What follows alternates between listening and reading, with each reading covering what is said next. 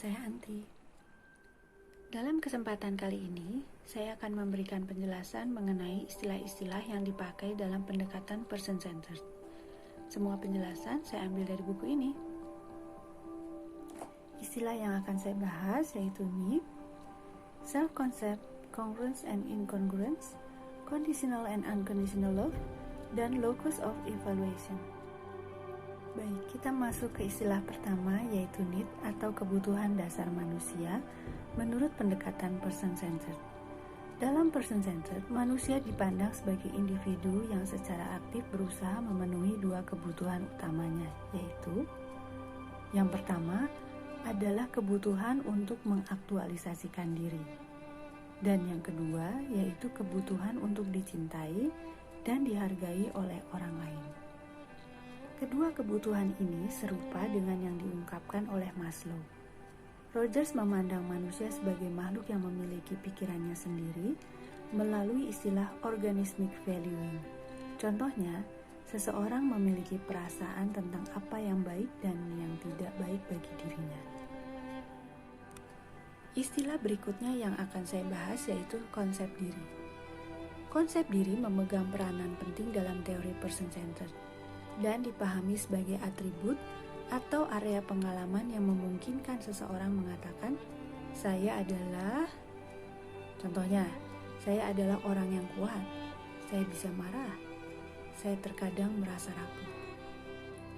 Istilah konsep diri tidak bisa dilepaskan dari istilah berikutnya yang akan kita bahas, yaitu congruence dan incongruence. Ketika seseorang mengatakan, saya bisa marah, maka biasanya perasaan, kata-kata, dan tindakannya bersifat kongruen atau sejalan.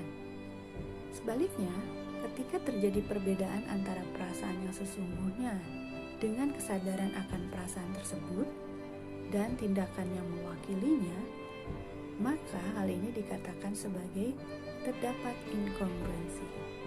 Contohnya, ketika klien mengatakan bahwa saya tidak mencintainya, namun ia tidak menyadari bahwa sesungguhnya ia mencintai orang tersebut dan tindakannya pun menunjukkan kalau ia mencintai orang tersebut, disinilah terdapat inkongruensi.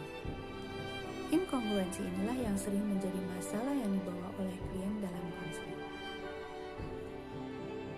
Mengapa inkongruensi dapat terjadi? Mari kita bahas.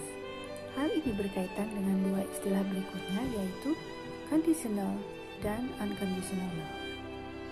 Saat kanak-kanak, ada kebutuhan yang kuat untuk dicintai atau dihargai, terutama oleh orang tua dan figur lain yang signifikan. Hanya saja, cinta atau persetujuan orang tua dapat bersifat bersyarat atau tidak bersyarat. Istilah yang dipakai Rogers adalah conditional or unconditional love.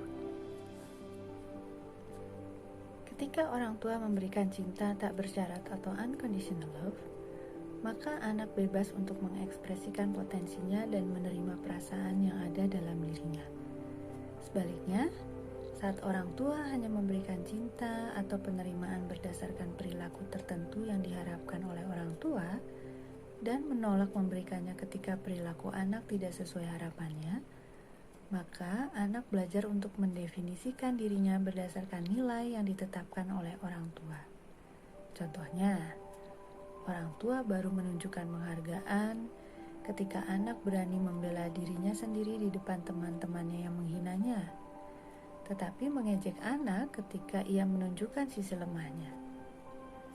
Anak akan merasa dirinya berharga jika memenuhi standar orang tua.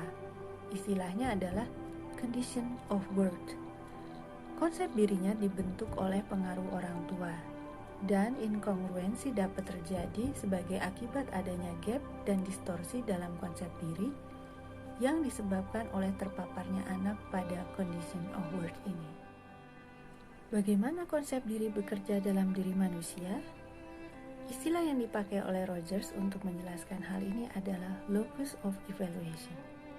Dalam proses membuat penilaian atau evaluasi tentang persoalan yang dihadapi, seseorang dapat dipengaruhi oleh kepercayaan atau belief dan sikap atau attitude yang berasal dari sumber eksternal atau dapat menggunakan perasaan internalnya.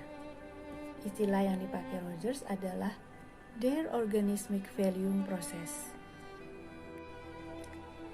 Ketergantungan yang berlebihan pada evaluasi eksternal sama dengan keterpaparan yang terus-menerus pada condition of worth yang baru kita bahas tadi.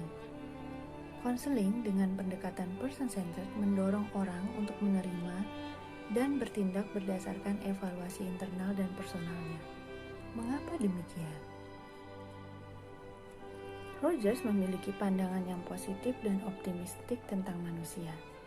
Ia percaya bahwa orang yang jujur dan sadar akan dirinya sendiri akan membuat keputusan berdasarkan internal locus of evaluation yang tidak hanya valid untuk dirinya, namun juga bagi orang lain. Bahwa setiap orang akan memiliki yang ia sebut sebagai a bodily sense of what was right or wrong in any situation. Artinya, bahwa setiap orang akan memiliki perasaan mengenai apa yang benar dan salah mengenai setiap situasi yang dihadapi. Pertanyaan yang sering diajukan oleh mahasiswa. Kalau menghadapi teman yang curhat, seringkali mereka mengatakan merasa sesuatu tapi perbuatannya tidak sejalan dengan perkataannya itu. Apakah itu yang dimaksud dengan inkongruensi? Kalau ia tidak sepenuhnya menyadari adanya gap antara perasaan dan perbuatannya, maka ini yang disebut sebagai inkongruensi. Tetapi jika ia melakukannya dengan sengaja, maka ini yang disebut sebagai berbohong. Kalau setiap orang dianggap memiliki perasaan tentang apa yang benar dan salah untuk persoalan yang dihadapinya, berarti sebetulnya mereka sudah tahu solusi dari masalahnya. Iya, betul sekali. Peran konselor hanya untuk mendukung agar orang tersebut berani mengambil keputusan yang dianggapnya benar. Demikian penjelasan saya kali ini. Atas perhatiannya saya mengucapkan terima kasih dan ikuti terus penjelasan saya berikutnya.